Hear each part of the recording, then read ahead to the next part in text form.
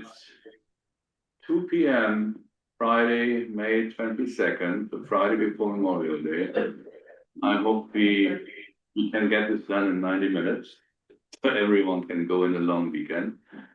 I herewith call the meeting of the Land Use Working Group to order. Let me first do a roll call. Rob Almeida, not here. Keith Bergman. Present. Paul Böhm. Present. Online. Matt Boger, not here. Mary Hartman. Here. Judy Long. Present. Tracy Morano. Not. Mark Martinez. Here. Here. Linda Miller. Here. And Sven Weber here. So we have a quorum. With that, let's move to agenda item 2, public comments. Would love to limit that to 10 minutes and 2 minutes each. So any public comments? Yeah.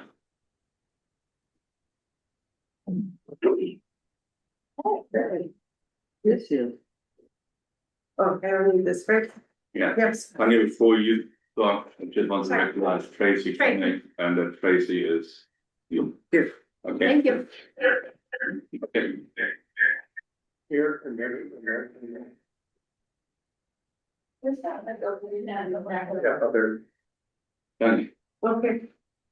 Yes, just have 3 comments to make. One is, it's not clear whether you're taking a public record during deliberations or not, as they come up, so that needs to be clarified.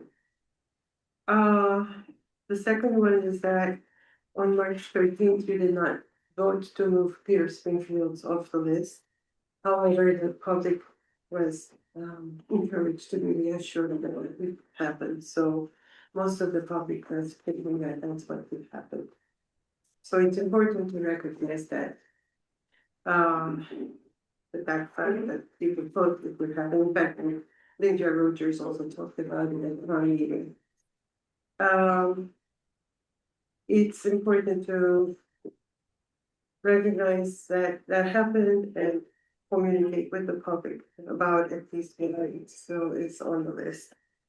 And thirdly, the original reason why that property should not be on the list for public works, at least not so high up, is again because when the site visit happened, the agenda was not clear that that was going to be discussed.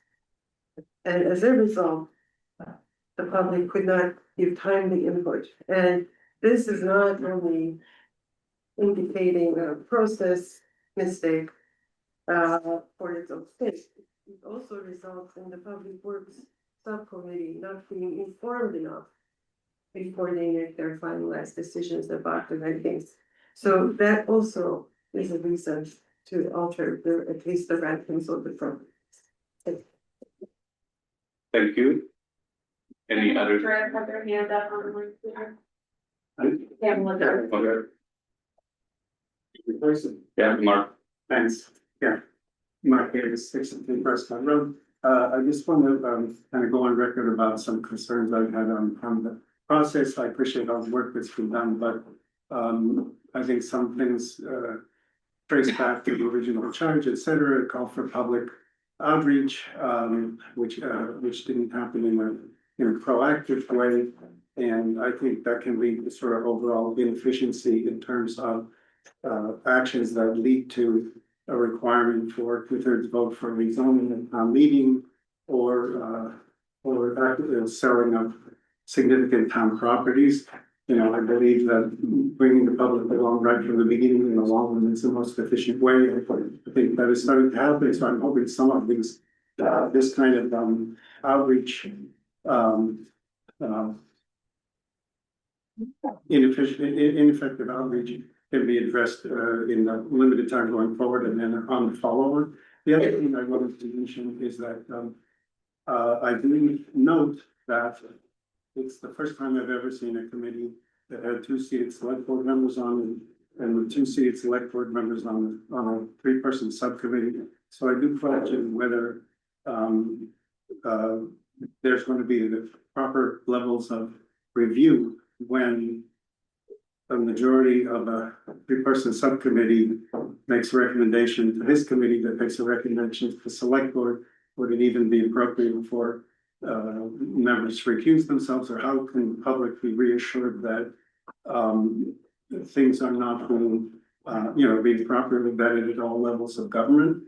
I also want to mention that I do think that besides the lack of active public outreach, a lot of the agendas were rather cryptic, and maybe that can be addressed better going forward. In one case, with the Peter Spring field site visit, I think it was actually misdirecting the way it was written. But thank you. Thank you. There's one more point before I go there, just to be clear. The December meeting of the Public Works subgroup visiting the wastewater treatment facility was visiting the wastewater treatment facility, and the junction properties mentioned in the record were the sandbeds next to it. There was no visit to the Peter Springfields, and there was no discussion on the Peter Springfields. I assume members of the committee driving in and out looked out of their car at the Peter Springfields, but the committee and the subgroup, I was present, many others there, did not discuss that. Just to bring that on the records, because I said it personally to individuals before that this did not happen. As it comes back, I just want to be sure it's in the records. So next, who we have next? Pamela Tripp. Hi, 13 Concord Green, Pamela. I try to keep informed about the important things that are going on in Concord. And I was caught unaware of this. I want to congratulate you on doing amazing work in such a short time. But the lack of transparency and the inability to find any of the reports, I can't make a good comment because I don't know what the plans are, because I haven't had a chance to read it. It's not findable on the town website. For example, the lists of buildings by street number, that is there a map where you can look to see what these buildings and parcels are, instead of a long printed list of street numbers? Which one is the Harvey Wheeler building, for instance? The report looks, the draft report is hard to look at online. I know we're under a great deal of time constraint, but this is not going to work if the public isn't brought along. The public will be against. I want to be supportive and reassured that the things that I thought of were also thought of by the community, so that it's as best as it can be. And right now it looks like kind of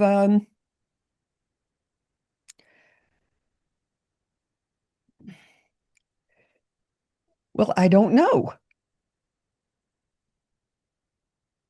Is there a map that we can see what parcels are being considered? And so that you could visualize the information without trying to do research on all of the committee's previous meetings and taking notes, for example? So, wait, are all your comments, Pamela? Yeah. So, just again, if you search for land use working group, Concord MA, you get to the landing page. All the documentation is there. The interim report is there.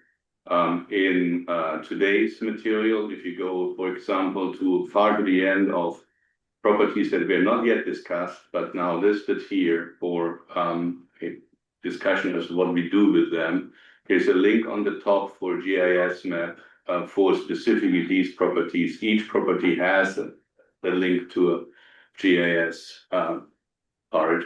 And in the interim report, you have every property listed, and also on the last meeting material, every property we discussed was attached to the agenda with address and with identification. So I know it's a lot of information, and this was one of the challenges we had when we started this, that there was a lot of information we processed in a very short time frame. This is just the beginning of a process, and there will be much more discussion. So with that, we are at the end of the 20 minutes. Yeah, so please, then let's move to the next agenda item. Approval of the available meeting minutes. They were distributed, and I hope everyone had a chance to review them. Yes, any comments? Good. I move to approve the minutes. So we April 10th. have a second. All right, let's do a roll call as Paul Böhm is online. Keith Bergman, Aye. Paul Böhm. Paul, you're unmuting, please. Aye. Okay, Yep. Yes. Mary Hartman, Yes. Judith Long, Yes. Trace Morano, Aye. Mark Martinez, Yes. Linda Miller, Yes. Sven Weber, yes, here is approved. Okay, now we get to the fun part. And I will, Took up some of that time for public comment, and I have a right to rebut something you said. sorry, we are at the end of public comments. And you took up some of that time. You are a very unreliable chairperson. Please, You don't please, keep your word. please, we are not here to get personal, okay? Oh, yeah, well, So, this is personal. Okay. We are neighbors here. Mary informed the agriculture committee about the Peter Springfields right after your. So I gave- December sorry. Meeting. sorry, you are not listening recognized, to Tanya, you are not By misdirecting recognized. the discussion, I don't give a damn because you are not legit. Okay, You are not legit. Therefore, I don't have to go by your rules. You are not legit. You are cheating please, us. please leave the room. Yes. I am leaving you. Yeah, please. I don't even want to talk to you.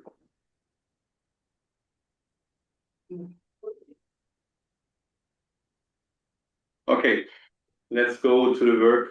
Why is this?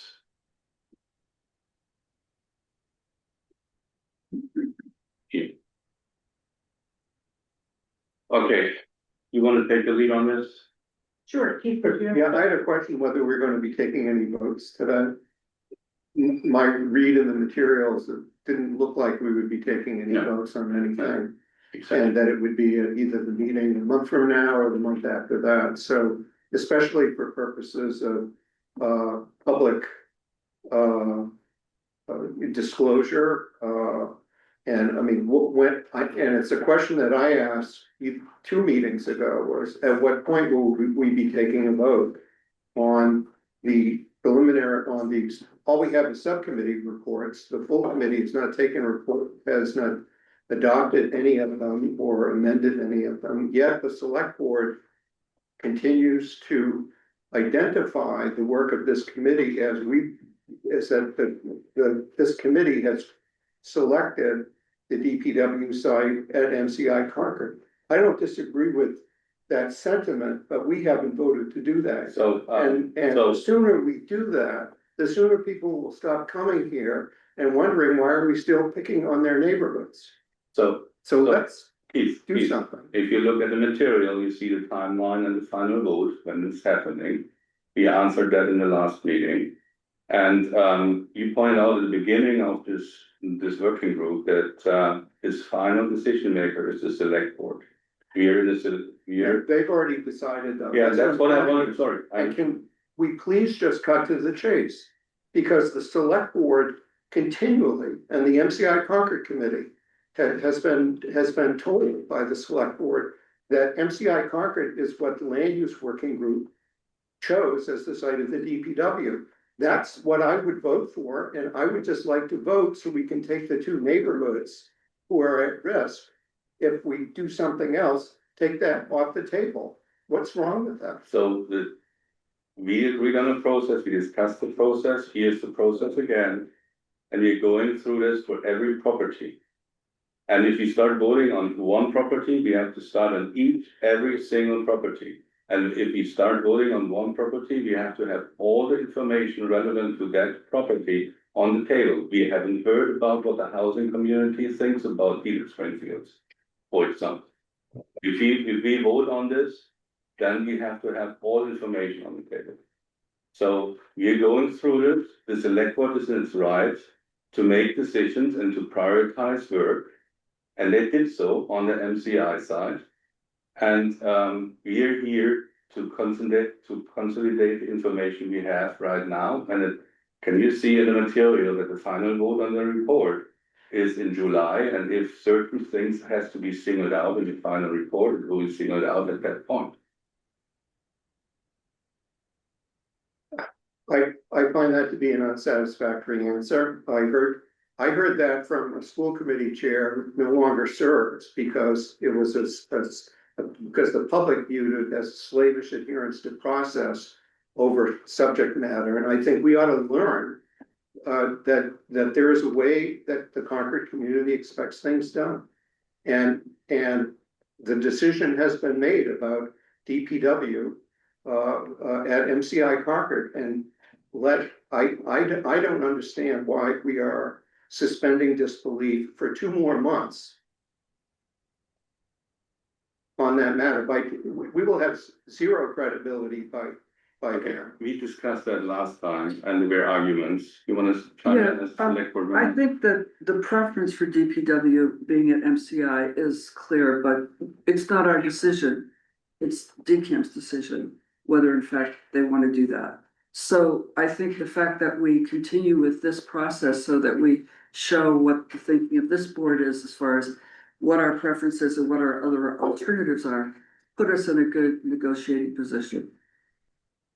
That's fine, except the select board themselves are saying something else, and that at select board meetings, the select board relies on a non-existent vote by the land use working group as if we've somehow selected MCI Concord as our chosen preference. I think we have. I think it is what it is, and I move that we do that. Yes. I'm in the other group here. I don't think that the MCI is the right place for DPW. So my understanding is that there are going to be recommendations made by the select board, by the new advisory committee, by public showing up to the new MCI advisory committee meetings, by DCAM and by developers. And my perspective is that if you start mandating DPW go there, you're economically making it less attractive by a number of folds. So I don't think the decision's been made. I don't think it can be made, but I think they're still at the recommendation stage. And I think ultimately, you know, developers in the business community or the community of, you know, tenants, if you will, possible, you know, residents there will dictate. I don't disagree that the decision hasn't been made or that this committee doesn't make the decision. This committee makes a recommendation to the select board. That's all we made. They think that we've already made it. And I don't see the harm in us saying that our recommendation is MCI Concord, period. And I think that I think that if the only 2 options that are available for consolidating DPW after that are the two other sites that have been identified, it's not going to go to either of those sites either because of neighborhood opposition. And you may have to continue the search for DPW. It might, who knows, 2229 Main Street. It might be somewhere else, but not in a residential neighborhood. Okay, Paul has his hand up. Yeah, I think, I mean, Keith makes a fair point. At some point, we're going to have to vote on the recommendations, whether that's, I'm looking at the chart here, whether that's July or whether that's May. At some point, we have to do that. The question is when to do that. So I think you're right, Keith. We do have to vote on the recommendation. I think the timing, I think it's up to the chairs of this committee went to do that. I mean, the recommendations, not just of MCI, but various recommendations are moving forward as possibilities for discussion, but none of those are firm. To Mary's point, MCI and what happens there is not our decision alone, but that, those discussions are occurring.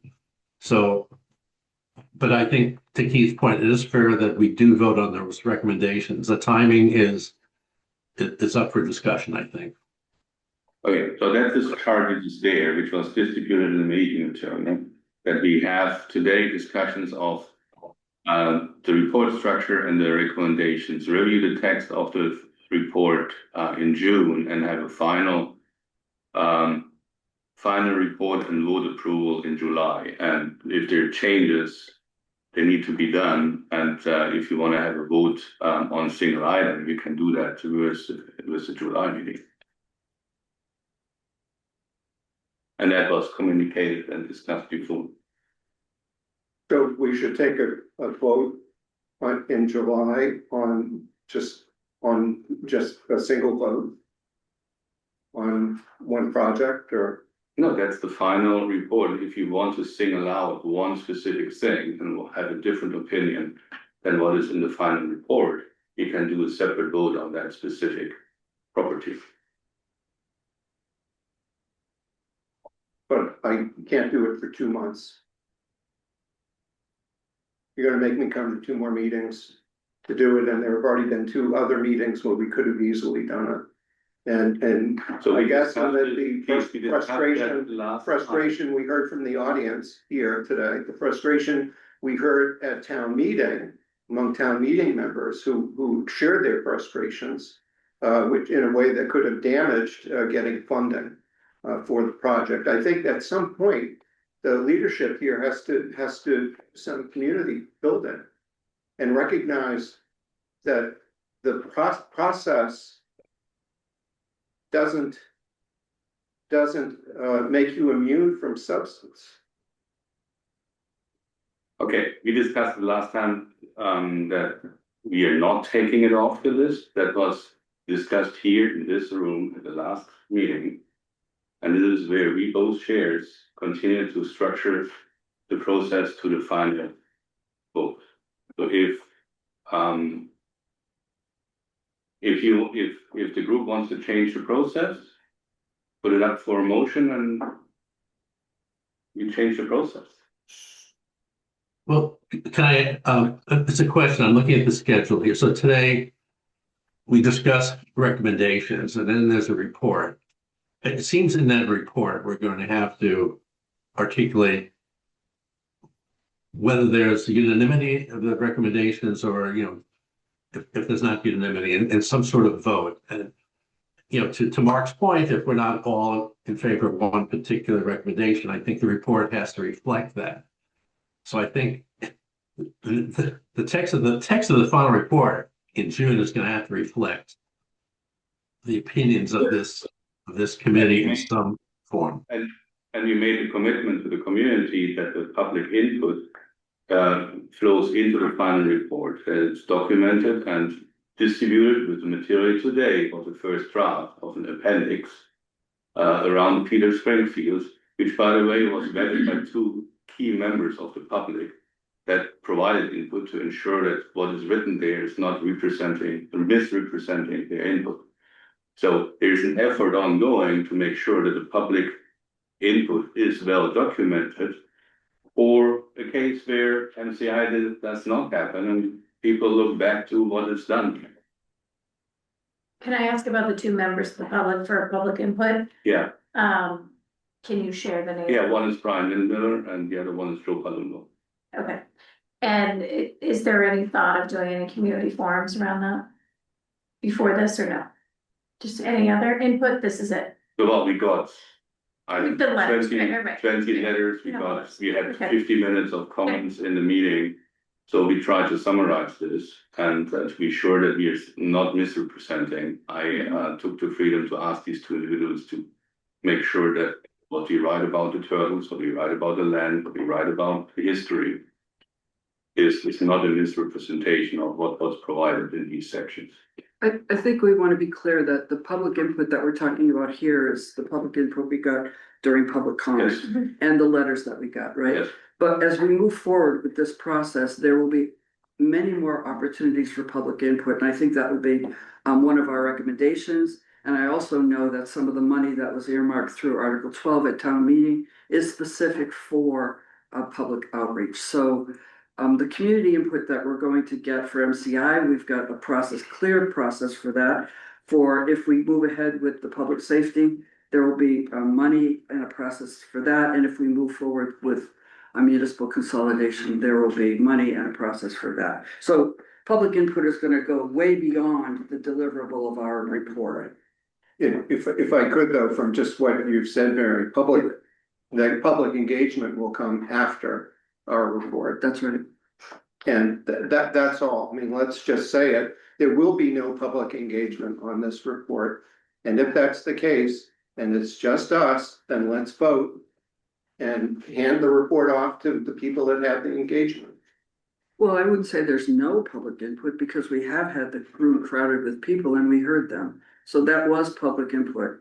So there has been public input on certain of our recommendations. Has there been a formal charrettes and surveys and that which Right. we have not done that? Right. That is true. Right, and that will take place next. Yes. And I happen to think at this point, that is where it is best, that it will best occur. And the Okay. sooner that we get it, that this process gets there, the better the community is. And so I think, you know, for all the months we've spent together, I don't think it takes very long for us to take the votes. I think that the 2 months that we've outlined here are needless and that we ought to just do it at, can't do it at this meeting, but at the next meeting, take our votes, pass it on and get the community engagement underway. What do we think about that? So just one, I guess the only comment I have is that I think the public may have or may be underestimating how difficult this puzzle is to solve. And so I look at this as in, you know, I'd like to understand and further digest the entire report. I'd love to see further work on that as we look like we're doing. And it's easy to say no if DPW doesn't belong at this parcel or that parcel. That being said, it's a hell of a lot easier to say no than to find a solution. So we're trying to find solutions all across the board. And I hear a limited number of people, and there were a limited number of people at town meeting, and unfortunately, 20 letters is the limited number of people for a town that has 14,000 registered voters. So I am a little bit concerned that it's easy to say no, but the DPW has to go somewhere, as does the fire, as do the police. So this committee has a difficult job of solving that puzzle. We can't just say no. And we can't ram it into MCI and think that it may or may not work. Yeah. So although I represent a committee, not myself living at my home, I represent a committee, that's who asked me to come here, and I'm representing those interests. And it's wonderful for 10 to 20 people to give their personal opinions. But, you know, as the committee I represent, I'm trying to do what I think is best for, you know, the constituency I represent. That being sort of the business community, if you will. So again, I'm a little bit concerned that the public views it as a, you know, binary yes, no. This is not yes, no. This is going to be compromises all over the town.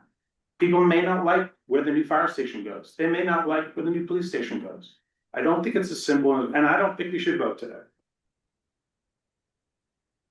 My view. So we got the wish that we move faster than the timeline that is here. Yeah. I think I could not agree more. That would be my wish. I'm just concerned that if we rush this through in a similar speed like we rushed through the phase 1 report, that you will have people commenting or saying it was not probably or 100% vetted with a few more loops to make sure the words are taken care of carefully and reviewed carefully. We can rush that through. But we did it once within, let's say, over the weekend to get it out. And we got burned with that. So I'd rather have one more loop. That's my personal view. One more loop in June. I would love to go on summer vacation. Yeah, don't get me wrong. If I can cut this over for me personally in June and I'm done, I'm fine. But we got burned in February by rushing something through, and I rather personally think we rather take that additional move.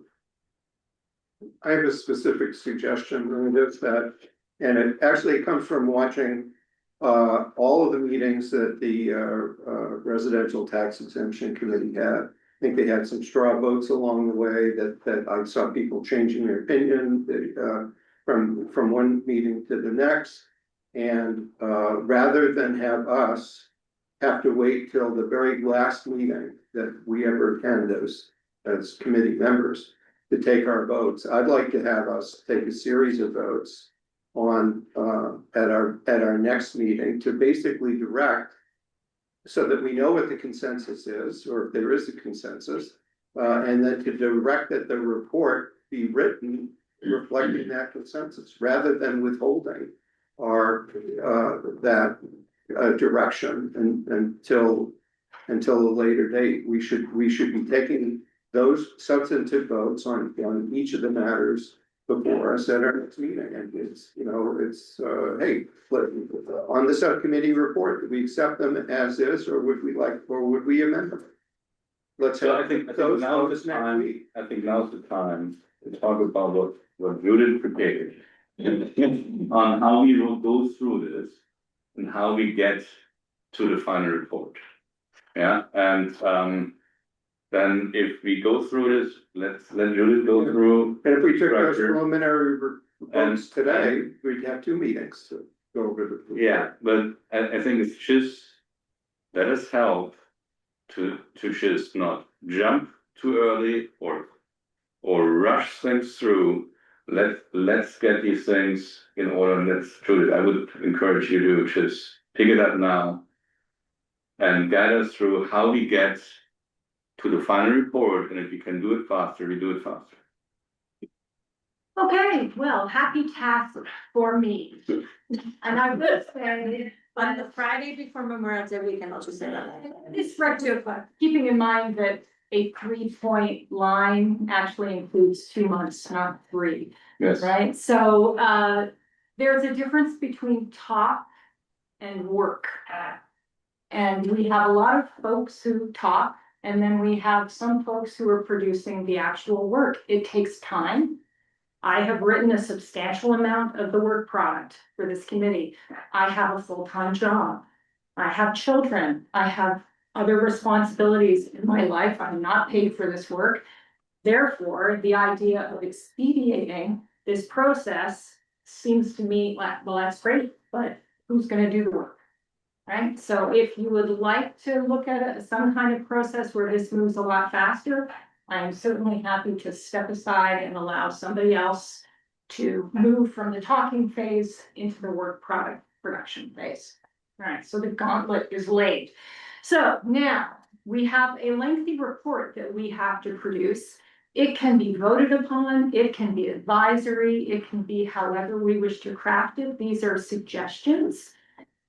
But we do have to produce a report that summarizes our activity over the last year. We also have to give the members of the committee and the members of the public the opportunity to review that report.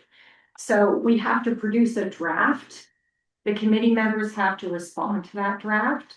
Then we have to bring that draft back to another meeting where the public has an opportunity to respond to it.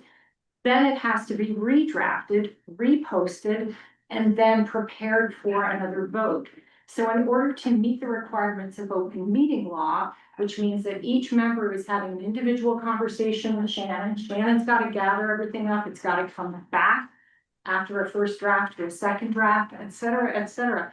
There are all of these steps and processes that also impact everybody else on this committee who have jobs and families and schedules and so forth. So I think 2 months is probably a very reasonable timeline here.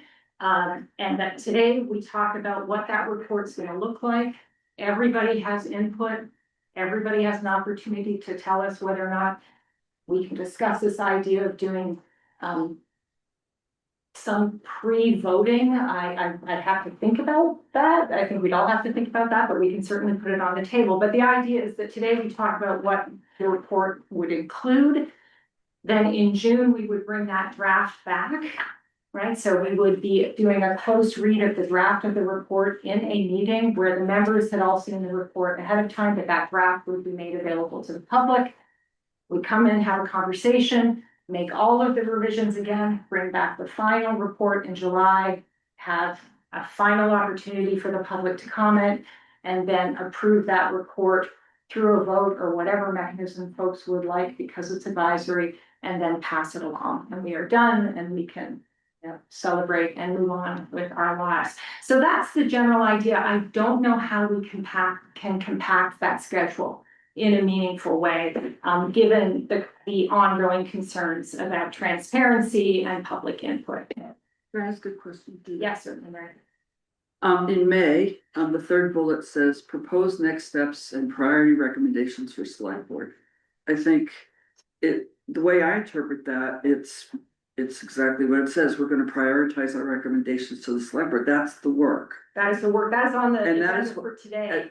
For today, so we are doing that today, when we finally get to it. Yeah, that's the problem. Okay, So moving quickly, Okay. as Mary points out, the need for quite accurate. So the final report, just giving you a sort of a heads up as to what, I'm sort of thinking about what the structure might look like. So this is a basic idea of the structure, pretty standard stuff, executive summary, review the charge. What's the problem? What are the stakes? What was our work plan? Phase 1 main findings, phase 2 main findings, recommendations to the select board, limitations of the study, critically important, next steps, appendices, right? Pretty straightforward. And folks can make recommendations about adding. Here's just some sample pages to show you, yes, this will have a physical manifestation. It will include text and tables, etc. I've already started drafting to this structure. Not any of our forward work, but our backward work. Next slide, please, Sven. Right. Judith, can I interrupt and make a suggestion, a minor suggestion? So on your Yeah. outline, if you go back to slide, the outline, I think item number 3 is the problem and the opportunity. I don't view this as a problem alone. I think it's very important that we either have that in the same heading or 2 separate headings. But that Sure. should have been here. Yeah, we can cast that in a more positive light, absolutely. Important. So I think the executive, the final report, we're aiming for about 30 pages to try and keep it digestible, but it means it will have substantial appendices because it will include all of our prior reports as well as additional material and data. And this is not an exhaustive list. I think we will add to these as we get through the first draft. But we will have things like the land use working group charge, the progress reports that we've done, the subgroup reports, the list of facilities. We do have a map that has appeared in a previous report, I think as one of the members of the public on a Zoom pointed out. So we do have a map, a list of town other properties, not just the facility type sites, so on and so forth. We have so much material that we've gathered. Next slide. I think we'll have a mix of both, and here are some examples of the maps. We'll have a mix of photographic evidence, map evidence, as well as data tables, so on and so forth. But it will be lengthy, and if somebody has some ideas for how to make it less so, that would be fabulous. On the next slide, one of the things that we're thinking about is how to best capture the public input that we have received, however imperfect and under-resourced that process was. So we will include copies of letters. We will, I have to talk to Shannon about what we can do with emails and how those are presented in a report, so we'll get some more guidance. But Sven pointed out that we have, and you can see on the right side of this screen, a summary report on Peter Spring Field that was prepared based on commentary that we received from several people in the neighborhood, as well as some outside experts. And that has been combined into a single appendix to try to capture the significance of that site. And I believe, Sven, you mentioned that has already been reviewed by 2 members of the community. So that is another approach to capturing public input. So we can actually include physical letters. We can consolidate commentary received at meetings by reviewing Zoom recordings. as well as emails and so forth. So we can synthesize things as well as presenting the raw data. So a couple of different ideas. Mark? Quick question. So, again, to harking back to what I was saying a few minutes ago. Surveys are helpful. For example, town meeting study committee, do you like clickers or not? Remote voting, would you like that? Simple questions, right? The RT, a little bit more complex. This is massively complex, given the number of pieces to the puzzle we're trying to work with here. I'm just wondering if you or the committee thought about, is there an appropriate survey? Although I think it would be short, but just even philosophically, if if we're trying to capture public comment or input, is there a way to structure a survey which would be digestible, which would help maybe augment, letters and things that we could spin out to the entire public and get a more possibly robust and representative piece? Because I think we have enough time, but I think drafting it may be challenging. Drafting the survey. So I think there's a difference between input received and gathering more input. And we wouldn't have a final report for them to review in order to have comments on.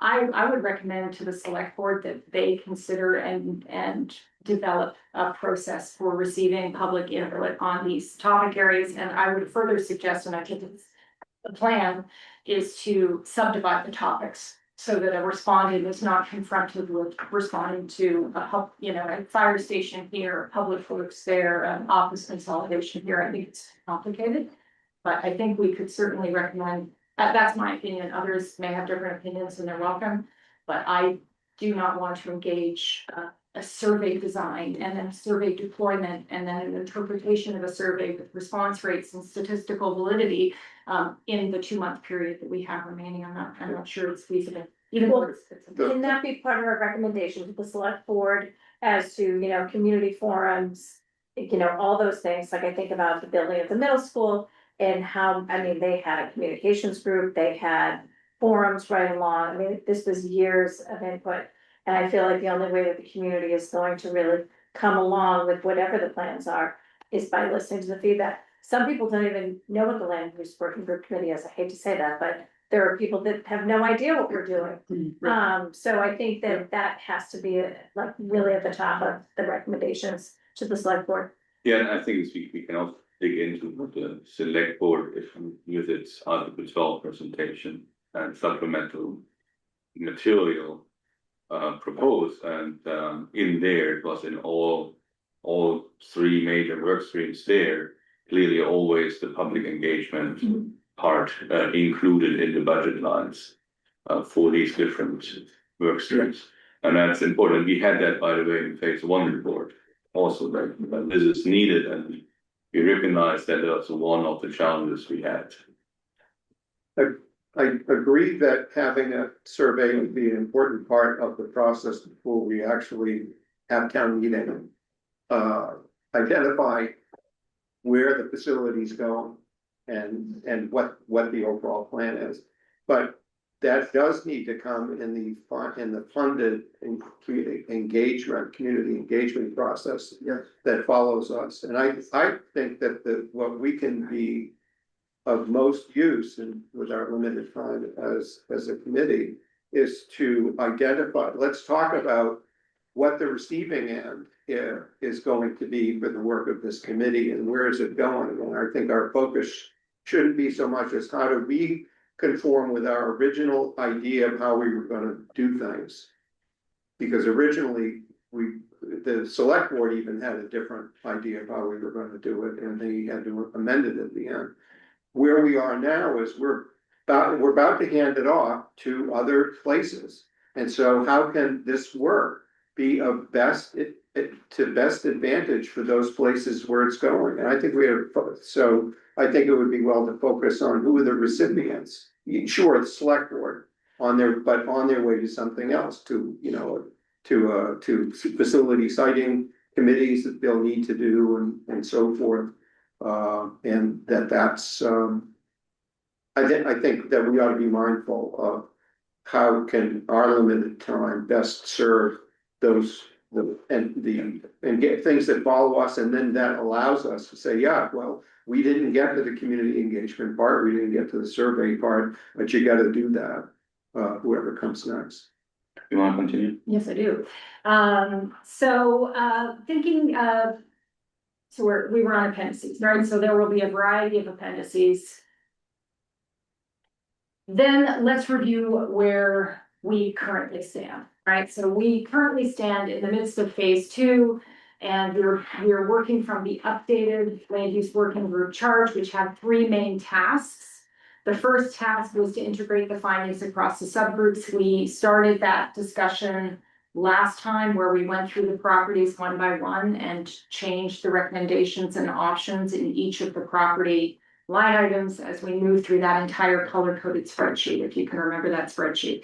So we have begun that task. What we need to do today is start thinking about the next steps, which moves into task 2, and specifically what recommendations are we going to make to the select board about specific activities. So an example of this is that we are recommending that a building committee be established for the public safety facilities, for example, and then they would carry on public engagement activities as part of their work.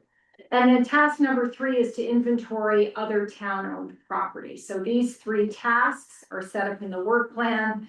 Next slide, task 1, as I said, we've largely already covered this at this point. We have talked about where we have agreement and conflict across parcels. And in most cases, we had very few issues of conflict where public works wanted one property and public safety wanted another, right? So we worked through that line by line. So this is largely completed.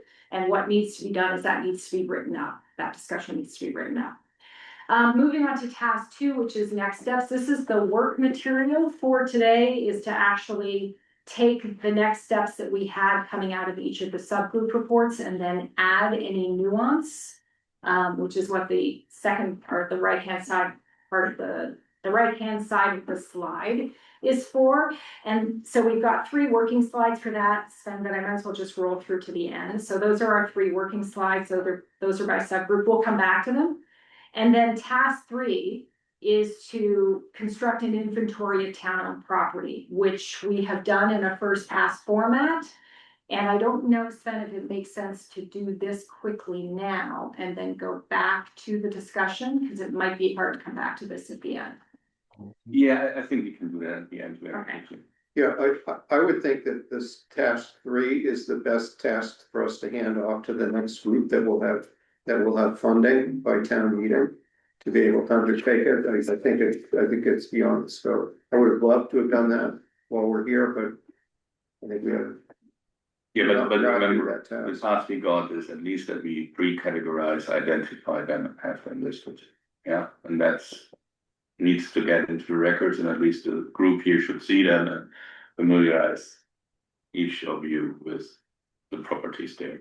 And we did recommend that as part of our recommendations from the draft report in phase 1, the last recommendation was that the town undertake a study of all of its property assets. So this will, as Keith was suggesting, this is going to be handed off, hopefully, if the select board decides to proceed with it, to a town-wide property management strategy.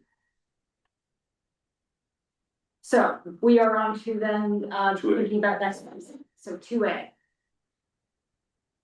So the existing recommendations are on the left-hand side in white. I don't know how easy that is for folks to read, but in our phase 1 report, these were our recommendations. A, to establish a public safety facilities building committee. That's a pretty standard thing that communities do when they're building new fire stations and police stations. They go, they hire experts, and those experts review available sites, think about land acquisition, think about response time, so on and so forth. So there are people who do this. We just need to strike a committee or advise the select board to strike a committee and get started with that work. And some of the items that we had that we would recommend be included in that work are site suitability and acquisition review for the West Concord Fire Station headquarters, determine feasibility of renovating the Walden Street building, which is still something we were not able to ascertain in the year that we spent working as this committee. review the potential for a police headquarters satellite siting in conjunction with the West Concord Fire Headquarters. And then also review the Concord Center Fire Substation planning, whether that is at Walton Street or another site. So moved. So seriously, I mean, that's it. Easy, right? It's ready to go. It is. And let's just do it. I would just, we should, on this and the others, as mentioned before, look at the material presented by, Mark Howell at the town meeting to, see if there's some discrepancy of what the task is he presented. There was some supplemental material he provided to the finance committee. Yeah. Well, actually, was on the town website. Yeah. But yes, I think that's a good idea to make sure that what was presented to town meeting when they were looking for the money for Article 12. What was told, Mark told the town how we intend to spend that money. And I think that we should at least make sure that what we're recommending here is. Yeah, we're seeing the discrepancy, yeah. Yeah. Jude is, so I understand the bullet about the West Concord Fires headquarters. Where are we as far as setting a potential new spots for police if, it's determined that the Walden Street building is not renovatable? We got the consultants involved. Yeah, I think we're at the point where it would be great if it fit here, but if it doesn't, then we need to go back to the drawing board. So, no, we're saying, so if it is found to be suitable, our recommendation, or is that it stay there at that lot?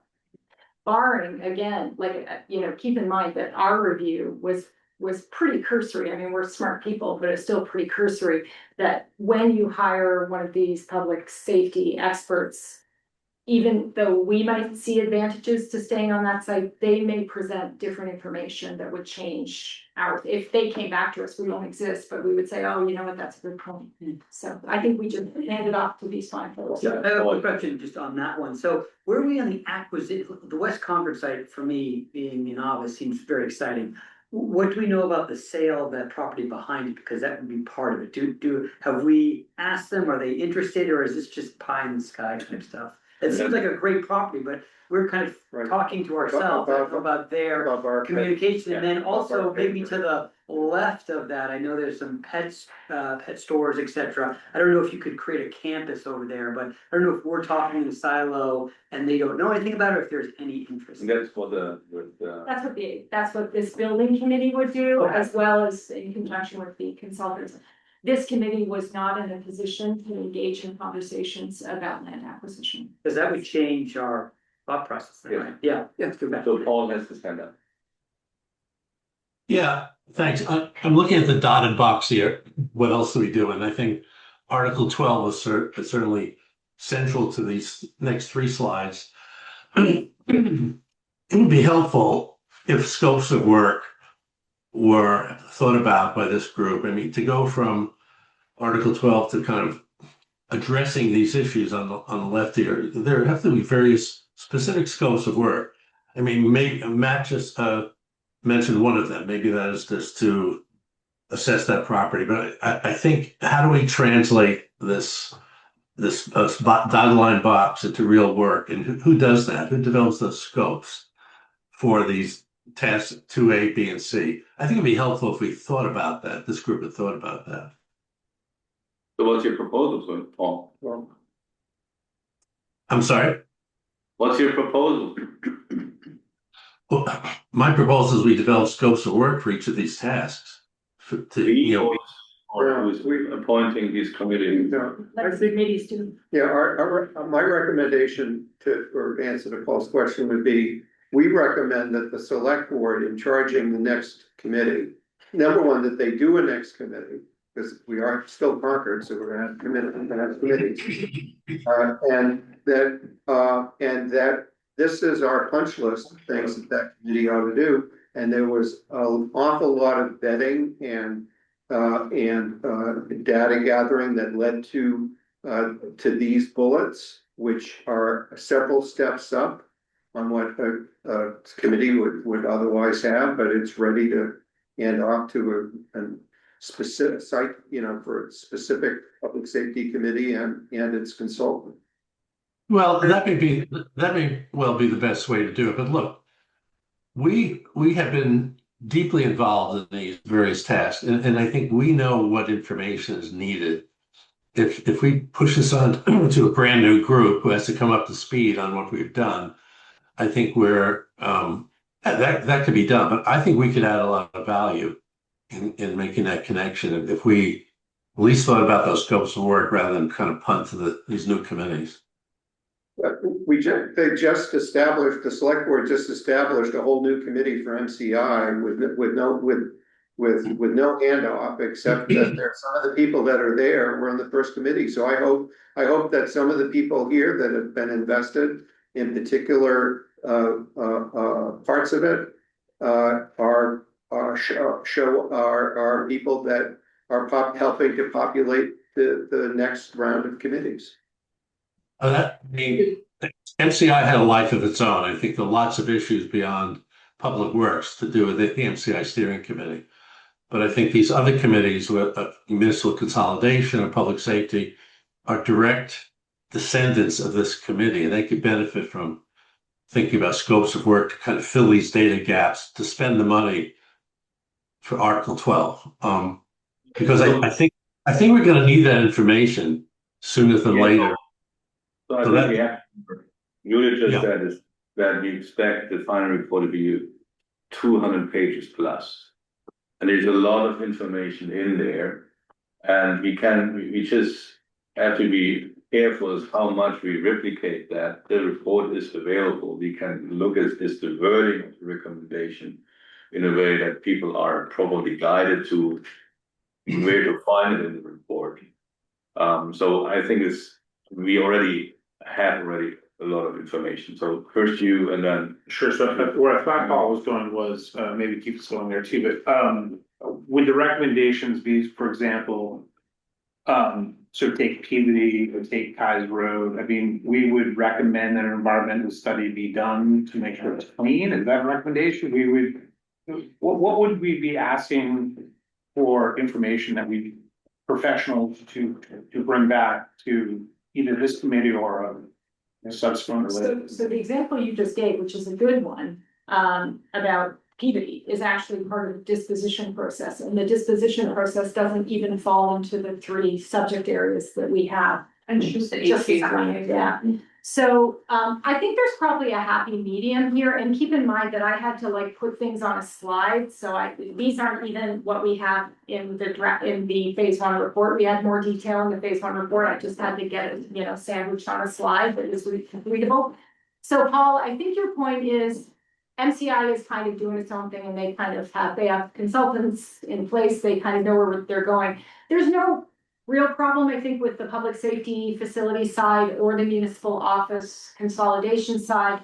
We can certainly add more detail about the kinds of issues that they would look at, and as kind of maybe a midpoint scope of work. But then it gets just handed off to the committees to do the more detailed scope of work, because they're going to be responsible for doing it. Yeah, I think that's what I was pointing at. We can just be specific on the issues that need to be addressed. That's short of the scope of work, but I think that blends into that next step. I agree.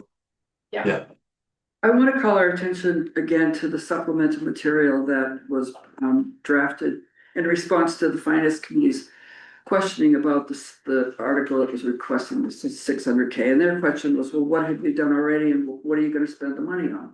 And Mark Howell, and I think you Sven, did a really good job of writing down how, in broad brush terms, he wasn't writing an RFP, but he gave some really good scopes of work as far as how that money would be spent. So we've got some documentation that's available to us to do exactly, not, I think, close to what you're asking for, Paul.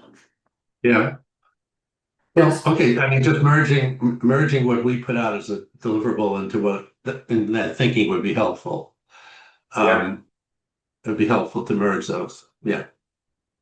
Yeah, great. So I only have one point, which is where I want to specifically hear. I think There is some time pressure on starting with West Concord Fire Station, knowing how long it takes, setting up a committee, building committee, doing all of this work, thinking about the timelines of the 240Bs that are coming up, thinking about the timelines of MCI. I think this is, from my perspective, one where in the recommendation should be also some mentioning of a priority towards the select board that I believe personally that this needs to be done sooner than later.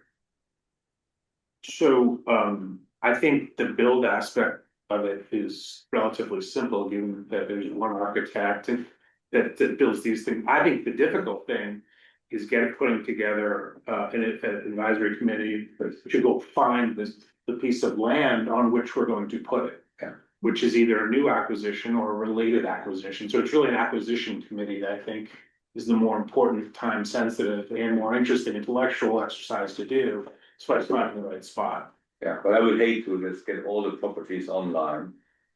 And then we're still trying to figure this out. So that's where I think there must be some time priority recommendation here.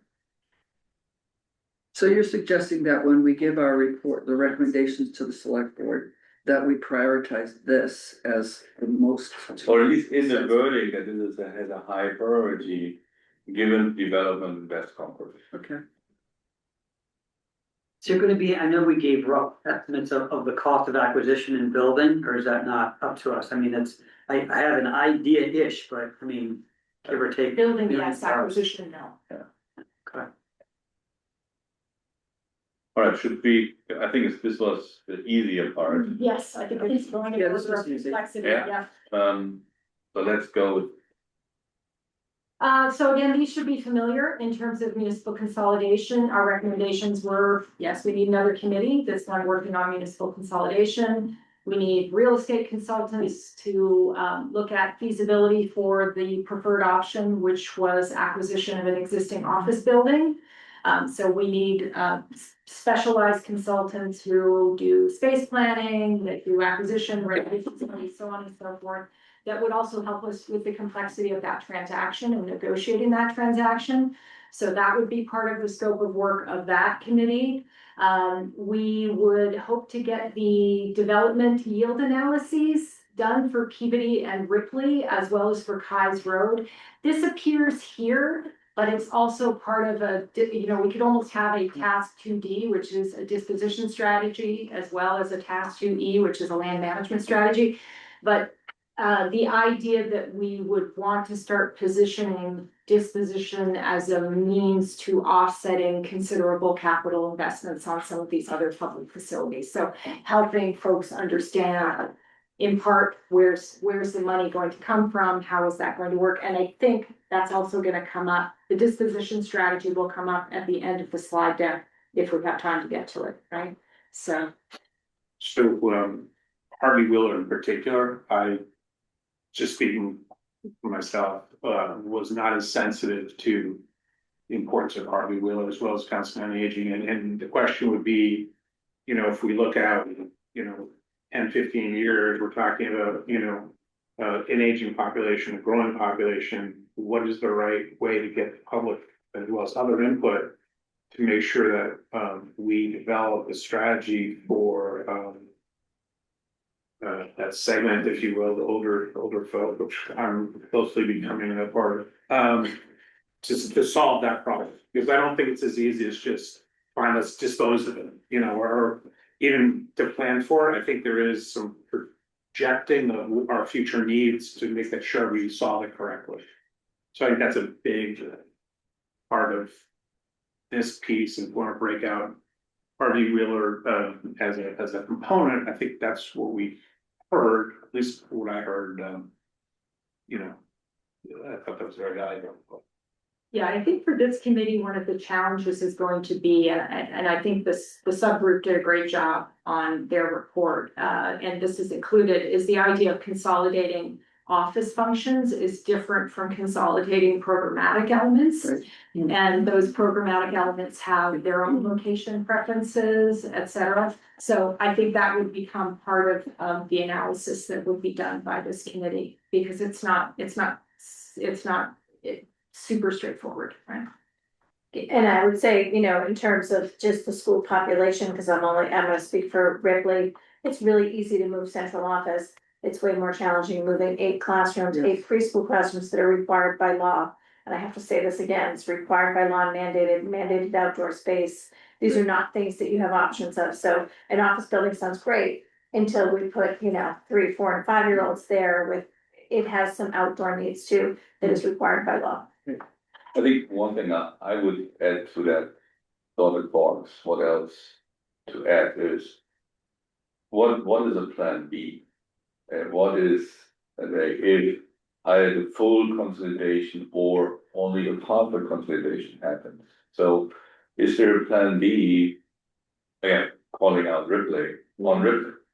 Yeah. On this, because we know that building is not in the best shape ever. Yeah, so I think that should be part of that work stream, whoever picks it up, to say is, you have to look is there a plan B element or a partial plan B if you can't consolidate the whole wish list that is in this finding into one place? But, and I think that one thing that we're hearing a lot of right now is really the need for daycare for student, like, and we're gonna put all these units into the town. Families gonna move in. Our daycare situation and after school is busting at the seams everywhere. And like, you wonder if there's a possibility to have some type of, you know, preschool campus / aftercare, you know, I mean, in the dream world, that's what you would want. But there's a lot of feedback from people right now that they can't get their kids into any type of after school programming because there's a significant need. So I don't know, you know, rec has probably heard a little bit about that. Yes. A select board has probably heard a little bit about that, but we're definitely hearing about that. And I think that's just something to be cognizant of as we move forward in this process. Hey, Sven. Yes, Linda had a certain best. Paul? Yeah, couple of comments. One, you brought up the issue of prioritization and public safety.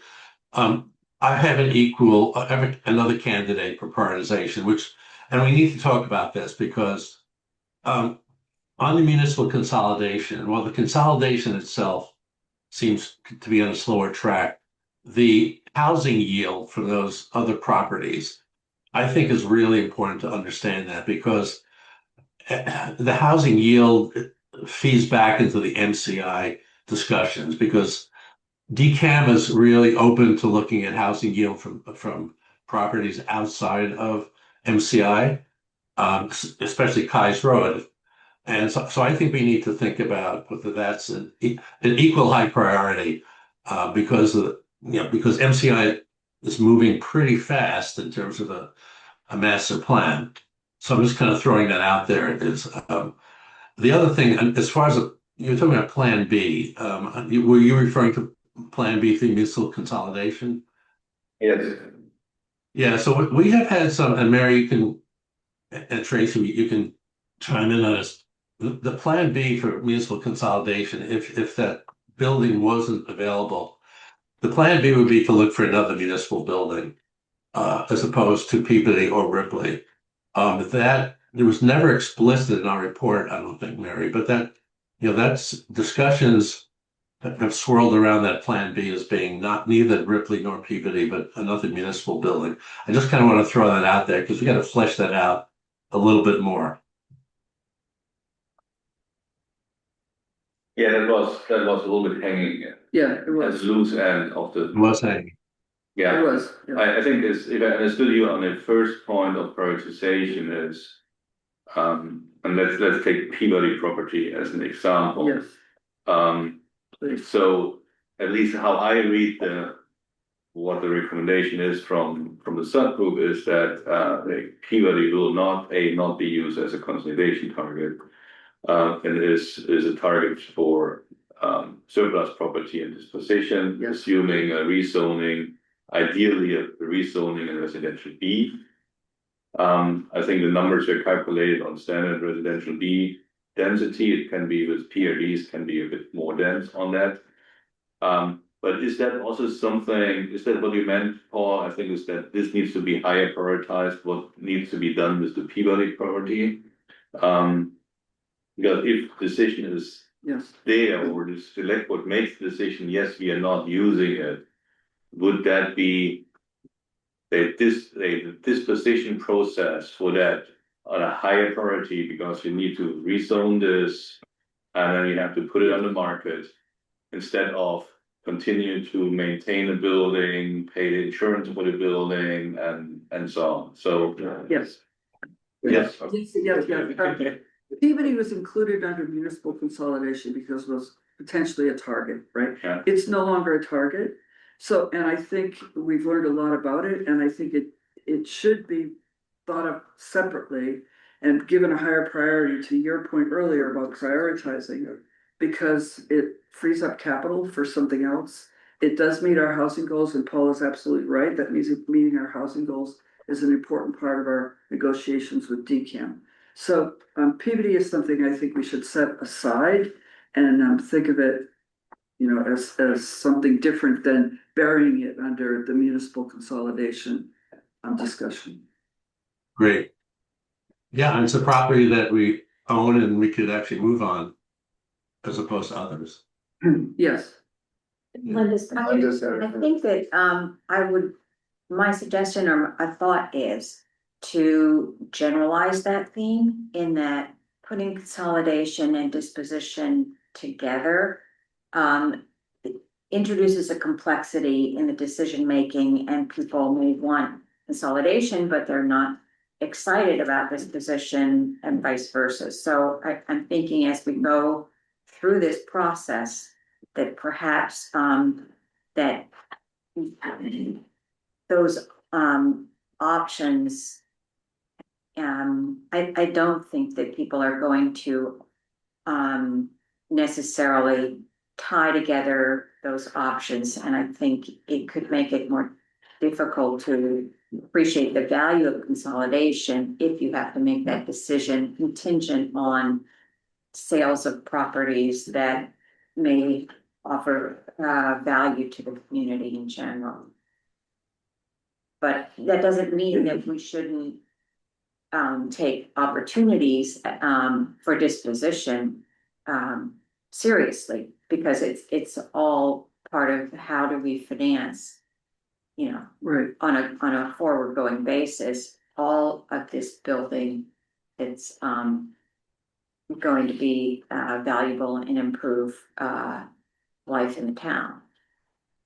And as Mary said, in the case of some of these buildings, whether it's Hayes Road and the former middle school, that the negotiations between the town wants to have DPW and SEI, and this negotiations with the state to pull that off depend on having the housing that some of the housing that would have been at MCI be somewhere else, and that would need to be a deliverable from the town. So if it's going to go to this site, in fact, a concern I raised at the MCI master plan meeting recently is if the plan is to go to next year's town meeting with the zoning for MCI based on some assumption of how much housing will go on the MCI property, and other of the state's target would be somewhere else, we ought to be bringing the whole package forward to next year's town meeting. If housing is going to be at MCI and this surplus town property and that surplus town property, that's what gets bundled and brought forward, and it. So. You mean Well, but to Wait. Linda's comment, if I could just interrupt. I think they're linked, but they're in terms of public engagement, it's complex. And they're separable. We could talk about consolidation without disposition.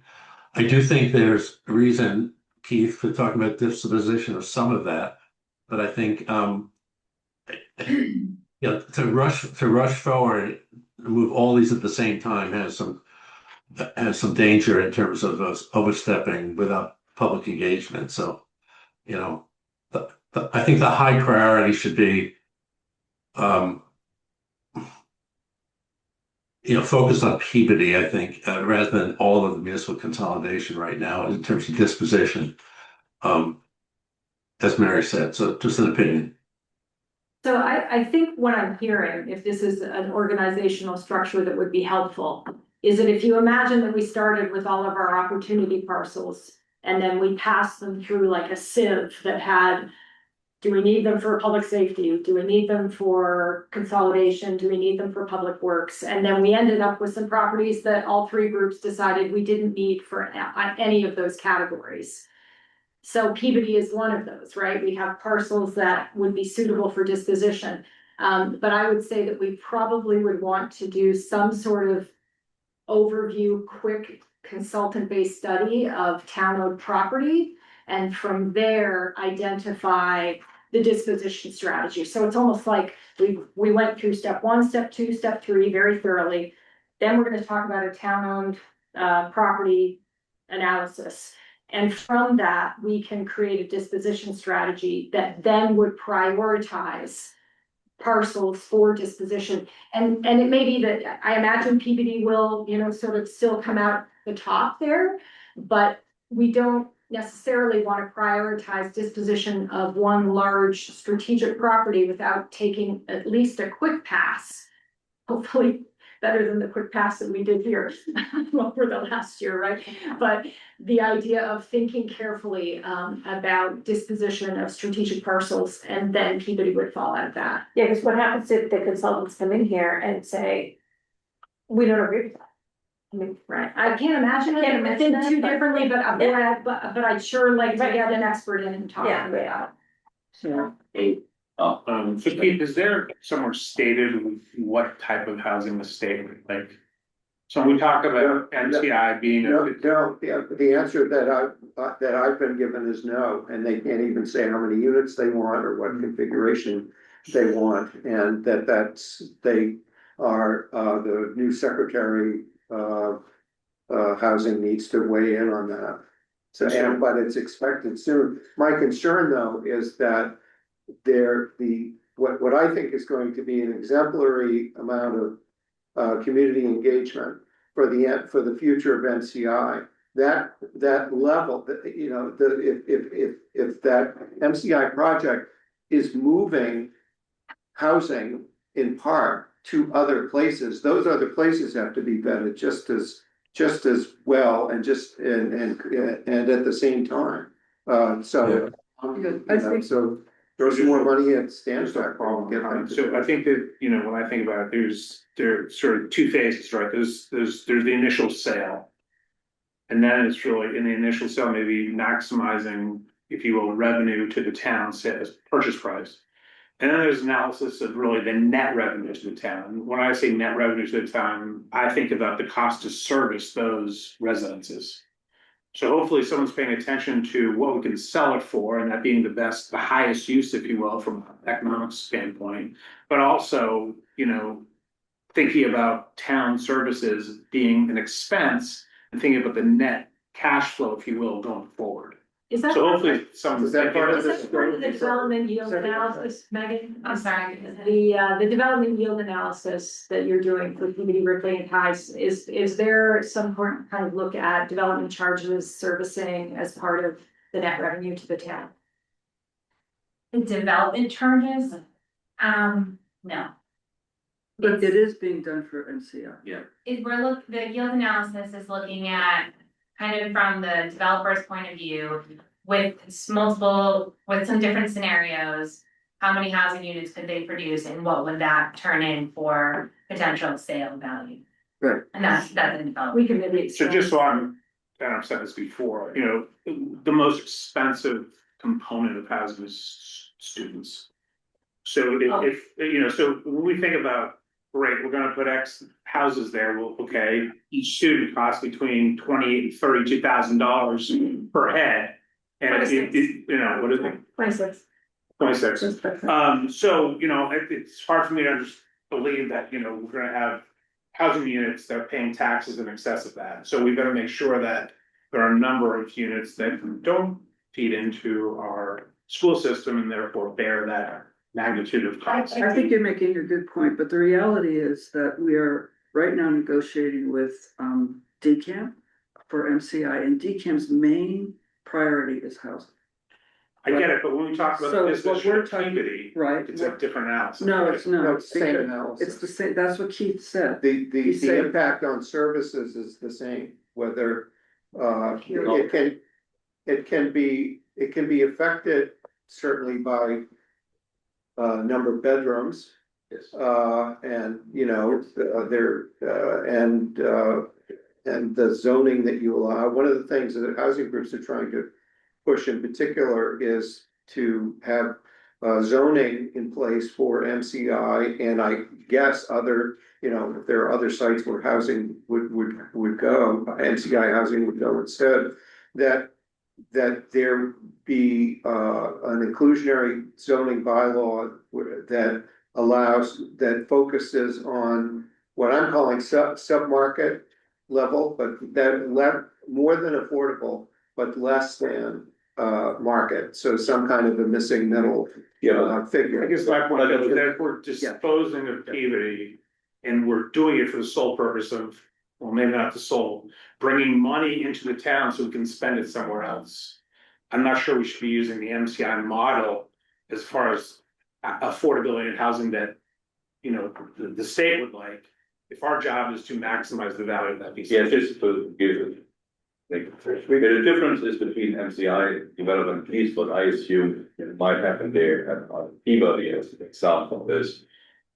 You probably would expect housing units similar to the 40B profile with apartment houses, most of it 1, 2, or 3 bedrooms. And on Peabody would be more single family houses, perhaps a 2-family house unit. The single family houses generate more student yield than a 2-bedroom apartment. Yeah, so that is where the difference is in use of services. And that at least needs to be looked at. We are getting way into the weeds here. Yes. And we're on- Yeah, yeah. and we're Yeah. excited. Can we just go, can we recap this for a minute? Okay, what I'm hoping we can do is we can somehow pull out Peabody from under the municipal consolidation. And go into a disposition category. Yes. Yeah. Okay, so Yeah. we can focus on. Okay. Okay, Yeah, I've already got that sort of. Good. great, thank you. All right. Solving all the problems of the world. Yeah. Okay, All right. next big one. That's a big one. Does anybody else want to take this one? You're so good at it, I'm getting burned when I talk about it, so please. I will say, I think Sven's taken a lot of heat for the entire group, and I just want to express my appreciation for your leadership, which I think has been exemplary in so many ways, and so I appreciate all that you've done for us. Okay, Public Works, so you know, I think a lot of these bullets simply say, let's hand this off to the MCI group and indicate that that the committee, at least at this stage, we haven't voted on it, we haven't sort of assessed individual opinions, but the priority site for Public Works is MCI. Let them figure out whether that works, whether or not it's too much of a burden on a prospective developer.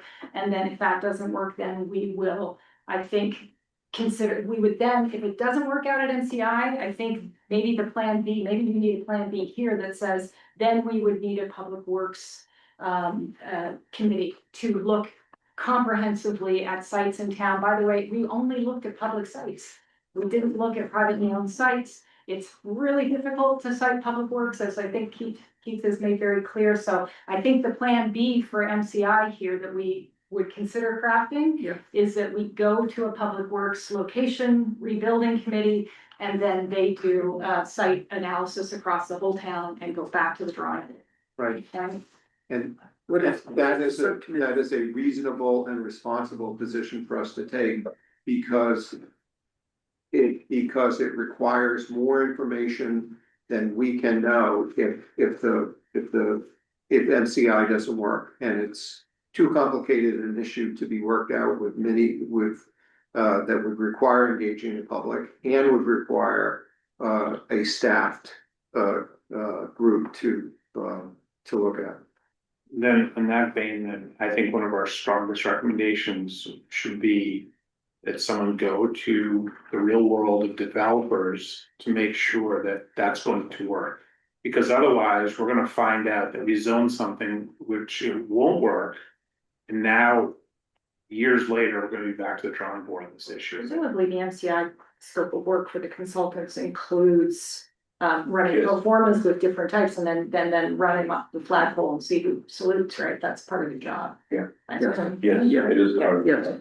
I think your solution addresses a lot of things as well. The public can get more engaged in it, that if it's not then something else, that another committee gets involved, with a much more public comment. And as you just said, wonderfully said, we haven't looked at private locations that one can purchase. You know, I think this consultants, when they do their analysis of placing DPW at MCI, will show, I don't know if they're doing this, but that's probably our least expensive option right now, if you think about where to put DPW in there. So just to summarize this in my lay words, so that we're in this sense changing a bit the phase one results, which kept the three properties somehow the same. With a little slight priority on MCI, and then the two are saying is our recommendation would be priority is to integrate if possible and if negotiable with ECAM on MCI.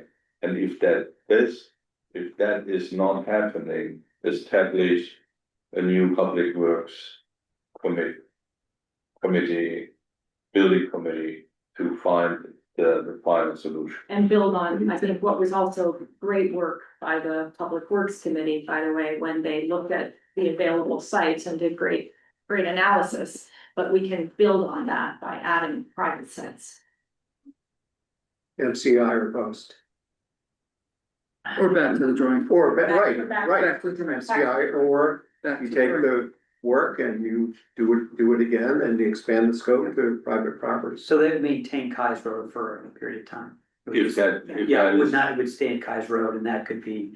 So Okay, that you know- gets, And it could go back to years we're floated on like partial solutions, yeah? Well, and also if you're gonna float Peabody, and now it's probably not the same housing type that would be at Peabody that would be at Kai's, but you're gonna have absorption problems. So you don't wanna run a large parcel like Peabody in the same period where you're running Kai's, right? So the idea that there be some phasing as part of the disposition strategy actually would probably buy us some time in Kai's, I would think. Cause it might be number 2 after Peabody, I don't know, it just. But You don't wanna sell all, you don't wanna put them all on the market at the same time. even in a scenario where PW would be at MCI, that's still years in the making that it can actually move. Yeah, so there's.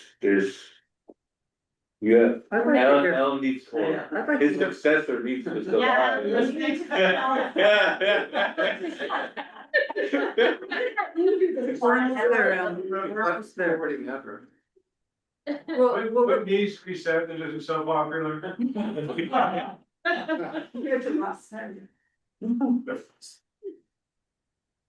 so what do you think, Linda, having been on that subcommittee? Who's on that subcommittee? You and Matt, what do you? You were late, you came late, right? You know, the question is, well, one, it solves a lot of concerns. No doubt about it. I think one of the issues of having alternative options rather than relying completely on MCI was the issue of what the financial results would show for MCI, and therefore what the density requirements would be for housing on the MCI site. Yes, And if we got to that point and the community said, whoa, we're not putting 600 units there, right? Then what do we do? That was the issue. So maybe the what do we do is we hold off on Kai's Road and we hold off on other properties that we would be willing to put housing on to satisfy the concerns. And so I think we were we didn't want to take the risk of, we have no other options for the community other than to swallow whatever Yes, was required at MCI to get the numbers to work. But if we're willing to say, let's let this new MCI board go through, get that information, and then we'll find out. I'm fine with that. But it, you know, that's not the rush, make decisions, have the options that we thought we had to have. So, and I think that's a very prudent approach. Additionally, we're constrained by the size. We need a specific size so that if we're reviewing the public properties, there were only a couple of those that it could go. So I that, never really nailed down exactly what that size was. 9? I don't know. 9 or 14. 914, yeah, 914, right. We think about I hybrids, remember 7 to 8 once. and we could have one spot on one side of town, one spot in the other. Yeah, so I think your solution is a great one specifically for the public concern and to be as. I mean, if that is acceptable to the select board, and I think we're allowed to involve our community, yeah. I don't wanna get too far off the comment, but so DPM hasn't said how many housing they want? Is that what I heard? Because I thought if we are doing it MCO or in Concord, we have no idea what that is. not yet. No, all right, sorry, okay. So, But they're working on it. yeah, But just to talk about that, sorry. it's going to be developed, Yeah. you know, and then, and you need to know all of the other complexities of what's going to happen at the site before you really can say how the numbers work out. So this process, I think, has been challenging. And I'm afraid that you guys, you know, got, you know, the puddle slopped all over you because of this back and forth between MCI and the land use group. And the pressure time frame that we all have answers that we really don't have the information to provide. So thank everyone for being persistent and patient through this process. And, you know, this, we all know this is a marathon, this is not a sprint. And and we can't accomplish everything at once, and we can't know everything. So, just for, but we've made great progress, and I think that what we ultimately have to say to the state is there is no better place for the town of Concord that will satisfy our community than having public works on that property. That is, you know, and I think our process has gotten us to that point where we can say that with some conviction to the state. so just for, I think the timeline, the MCI master planning process seems to evolve is that there's a lot of activity from the consultants there, over the next weeks and months. The goal is to have a zoning draft in October. So it's another little mini sprint within a marathon. Where you suddenly have something where people have to move very fast. So in a certain way, around October timeframe, most likely that group knows if what the consultants are doing with their calculations, that this makes economic sense to have public works there or not. And then if not, it falls to the proposed building committee for public works. Hey, Sven, Yes. I have a question for Public Works. I never really asked this. So we've revealed sort of a plan B for municipal consolidation that we've never fully revealed. Was there ever a plan B for Public Works for using and expanding Keyes Road into adjacent properties, you know, similar to the West Concord Fire Station that could be purchased? Was there ever thought of that being a plan B, expanding and renovating? Yeah. Yes. Yeah. Yeah, including like Concord Oil, Yes. for example. There's really, a lot of that is wetlands. So there, it didn't, relative to the potential price of the land that we were hearing and the actual ability to expand significantly, it wouldn't work. Now, again, we're fine tuning on the actual acreage, maybe that should be revisited by another group. But we were looking at the time for 13 to 14 acres and it just wouldn't Okay. happen. Yeah, so it probably wasn't feasible at your stage of analysis. Good, no, thank you for answering that, yeah. I think we have to be realistic that, if MCI doesn't come together, both, like putting a new campus in one piece somewhere or two campuses where we split, public works, wherever we will put it, whatever property we might put on it will be very difficult to, they sell to the respective neighbors. I think there's no win-win in that scenario, even if it might make sense, yeah. Provided it's in a residential neighborhood, there are other types of neighborhoods, right? We can find an industrial area, a commercial area where they can absorb those kinds of uses a little more readily, but it's not. Yeah, but then you have the argument we're eating in our commercial tax property, which already is suboptimal. Depends, Yeah, it's. And also, where those would be located. Yeah.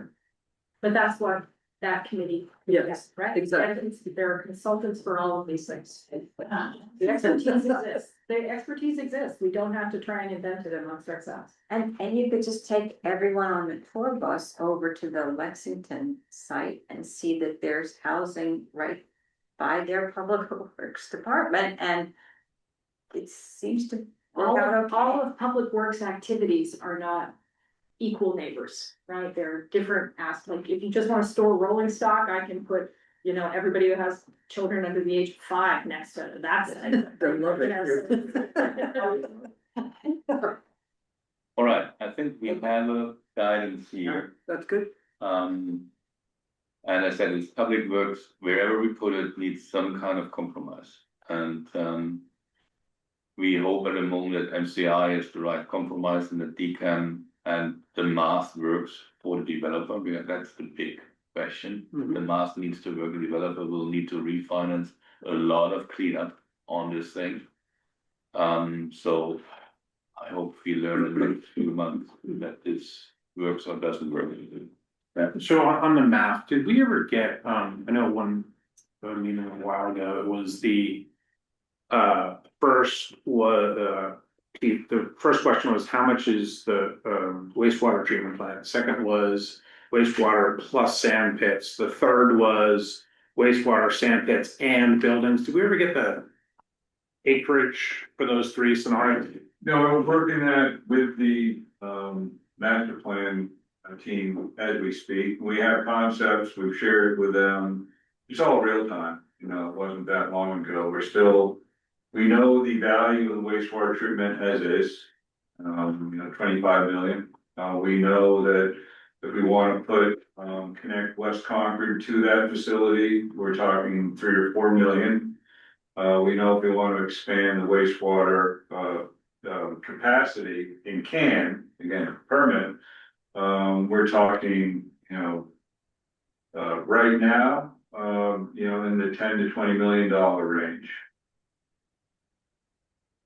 I'm sorry, what was the 10 to 20 million? That's for the expansion of wastewater capacity, and I say that because we know You mean? that our existing wastewater for permit, design, construction, we know it's about $13 million at our existing facility for about 150,000 gallons. If we just say that's pretty well understood, we're hoping that MCI would be less than that, so it bring the cost per gallon down. And we're going through that analysis as we speak. And as far as the public works campus goes, what we're looking at is the value of MCI is it has existing infrastructure buildings that are almost what we would design and build if it was for us, but they exist. So that's the value. If we don't do it there, We also talked about, I think, we did some analysis of what happened regionally. We're in the $50-60 million range for, once we have a site, for new facilities. So those are some of the things the town has to offset as far as, value. And Al, in those three scenarios, have you done analysis of the acreage of? Yes.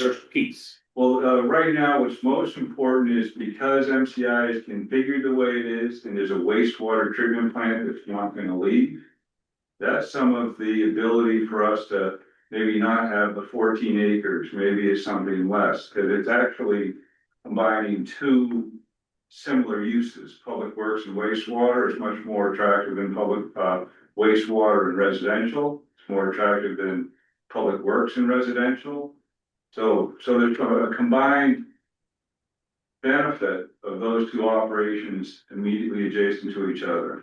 And just for the group to understand, the real estate we're looking at for public works is between the wastewater treatment plant in Route 2. So whatever that use is sandwiched between a highway and a wastewater treatment plant. Public works is not a bad neighbor in that environment. So I thought that when we had the samples, I thought we were talking about like that 300 circular. So there's two concepts. There is the protection around a wastewater treatment facility for odor and aesthetics. That's that 300-foot radius. And the same bit, we're also talking about expanding down along sort of towards the riverfront and Junction Village to put groundwater discharge. That's the expansion. And in essence, we're working with consultants so they can map that out and try and optimize, sort of development where there could be paths, parking areas, that sort of thing over that area, but not a permanent structure, not a residential structure, or commercial structure. So those are all in the works. Last question. So big picture, my understanding is MCI was 56 acres. So today, the wastewater takes up 5. If we go with what we're recommending, what are we netting it down to? So we're at 56 minus 5 or 51. Close to about 9. Was it 9 acres? For our use, Yeah. Over 8 or 9 on. Yeah. DPW and then whatever the wastewater treatment ends for. So if I speak into my photographic memory, like AI. Wastewater treatment is 4 point something acres alone, but then doesn't have an access corridor. There's another 4 acres for the access corridor from Route 2. We're already there, some buildings, so you're ending up at 4.5 plus 4, like about 8.5.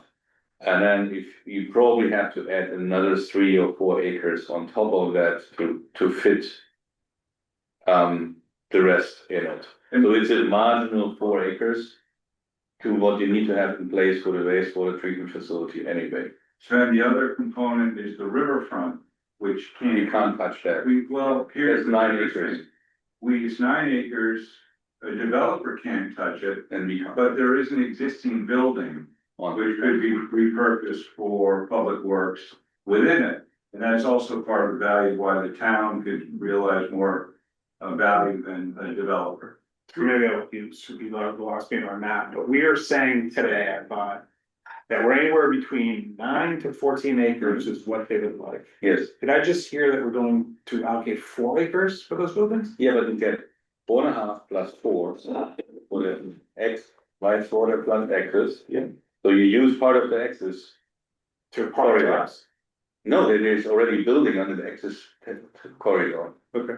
Towards the, I think most Yeah. importantly, So- Mark, these questions are all gonna be flushed out Yeah. very soon, In the under the master planning exercise. Right. They have this information. I know Sven presented this information, this, well, actually, I don't know, there's so many committees. I think this group got a copy of that concept of area.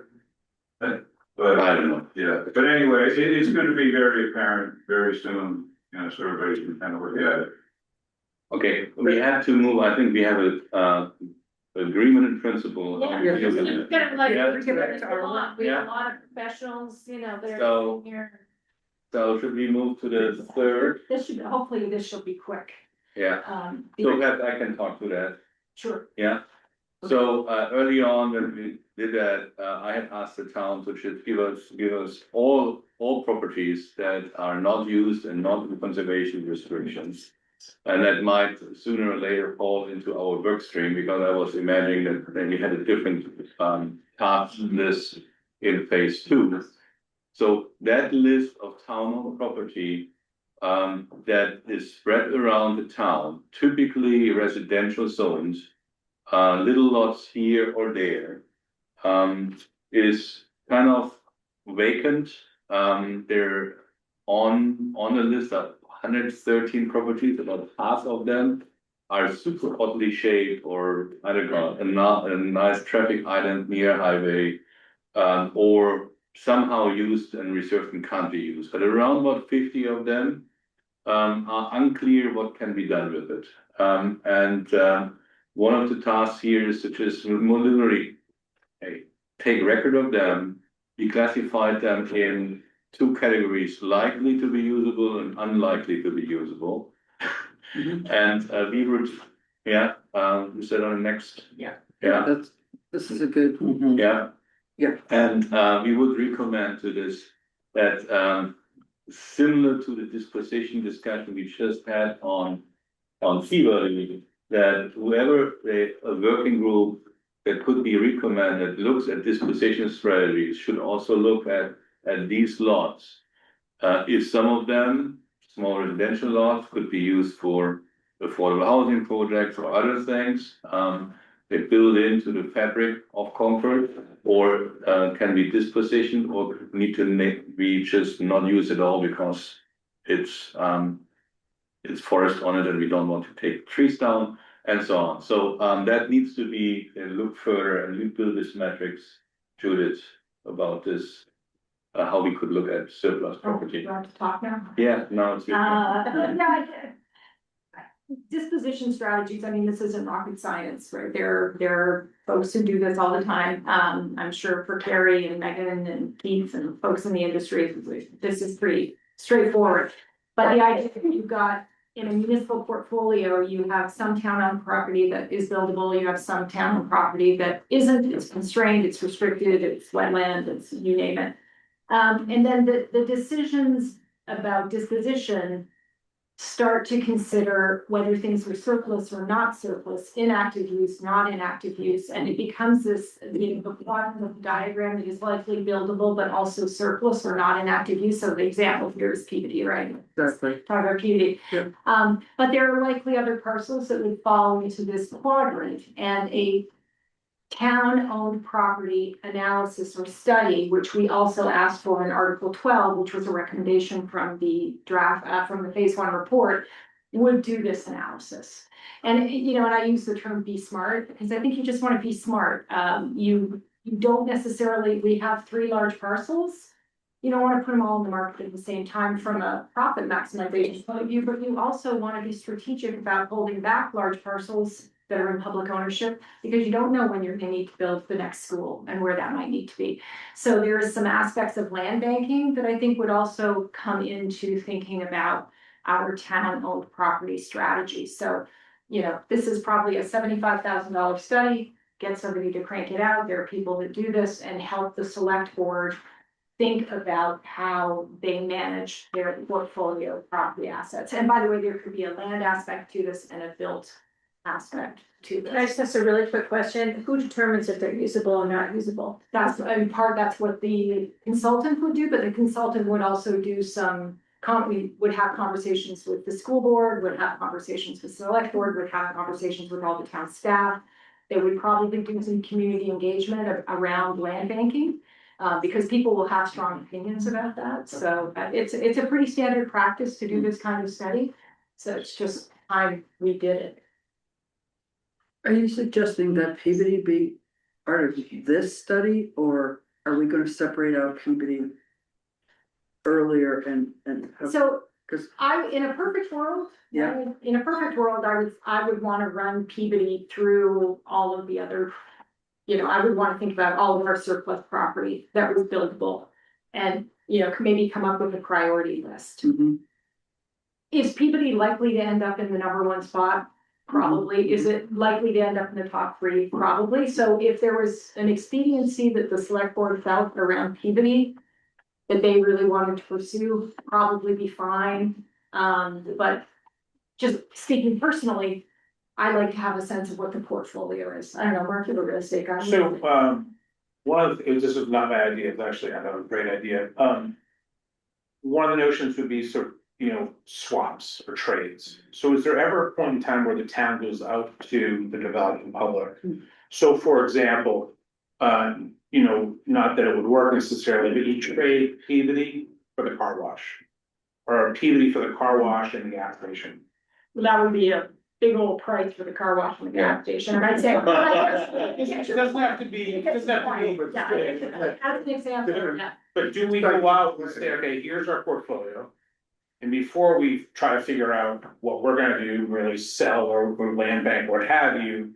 Now we go out to certain key landowners where, gee, it'd be great if we had that. And pursue the exchange swap. So nuanced, as like Mark and I could have this conversation sidebar, and nuanced, because you're not talking to the same kind of developers. You're talking about somebody who's a Holden owned, which is the gas station and stuff, versus somebody who's gonna be a single family developer, right? So I'm not sure that those swap parties come together.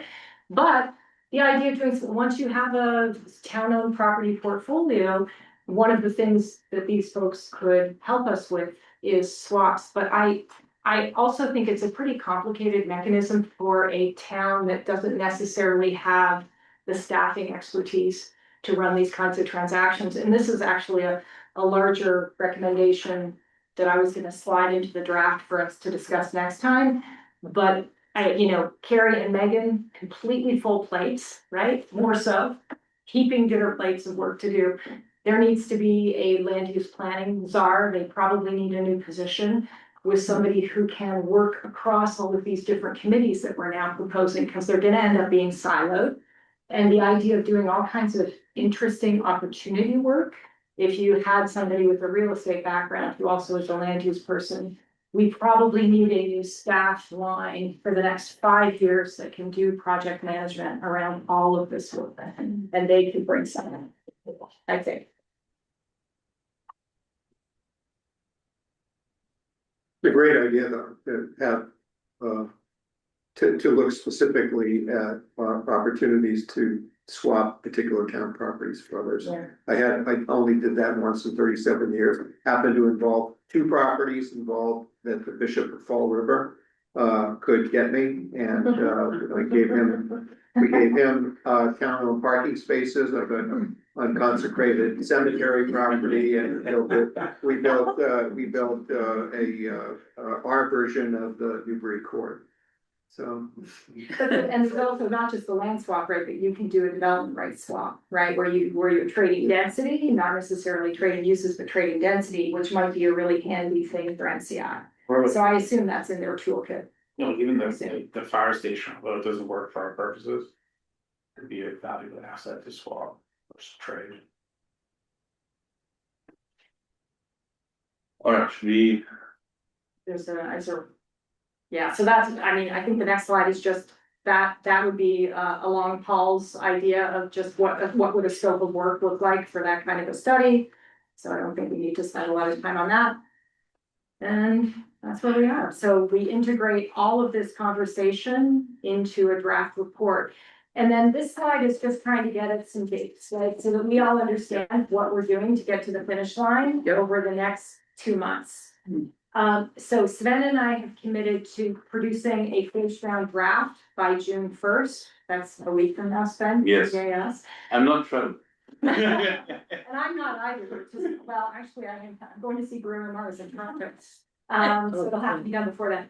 So by June 1st, members will receive a first round draft. And then your job is to get back to us by June 10th. Any comments? If you don't have comments, just let Shannon know. So it's gonna come to you. To us. Yeah, Shannon's gonna send it to you. You send your comments back to Shannon. Yep. You can do it and track changes. Just give her a file name that has, your name in it, right? You send it back to Shannon. We collect all of those and do another version for the June meeting. And you'll get that like 2 days in advance. And then we'll hash through that in the June meeting. We'll do a close read of this draft that you all will have had one round of comments on. that will probably be the deepest round of comments. We have the June meeting, we go through it page by page, and then we commit to having a revised version based on the June meeting by a July date to be determined, because we don't have those meeting dates yet. You guys have a week and a half or so to comment again, get those back to Shannon, and then we produce a final version for the July meeting. We do a fairly close read, because we should all be pretty much on the same page, maybe recommend some tweaks, vote. Be done. So that's the idea. We do need to get these meeting dates set. Yes. And I think we should avoid Friday afternoons. If we get it. 1,000%. And I think from what I heard, I think we're at consensus on everyone. I would choose to say everything, so. Who knows, maybe we'll get, I mean, dare I say, without a knocking on, I don't think this is real word, that we could conceivably be done in June. So Paul has his hand up. Paul? Yeah, I want to go back to, unfortunately, to some of our earlier conversation and looking at the task list for May for this meeting. The third bullet again was proposed priority recommendations to the select board. Have we done that, or because we've kind of talked around some of those and some things we hadn't considered before? Do we need more work to do? I'm not talking about the voting. I'm just saying, are we converged on that? So we took extensive notes, and they should be reflected in the first draft of the document.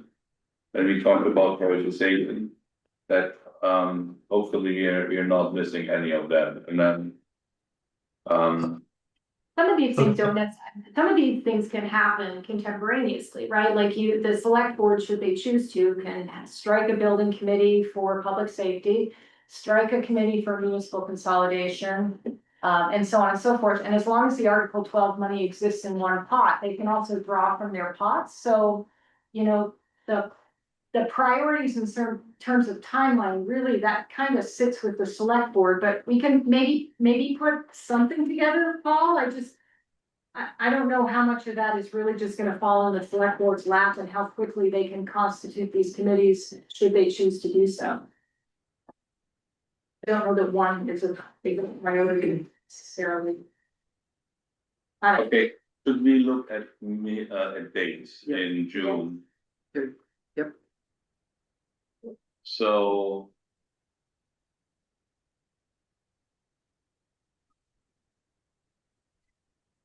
Do we want, I think the June has to be in person, but I Yes. think July could conceivably. So you're getting your comments, Shannon's getting the comments by the 10th, so how long do you need those to create a second round version? So in terms of committing to getting you a revised version before a meeting, I'm gonna say the Wednesday, 2 days before.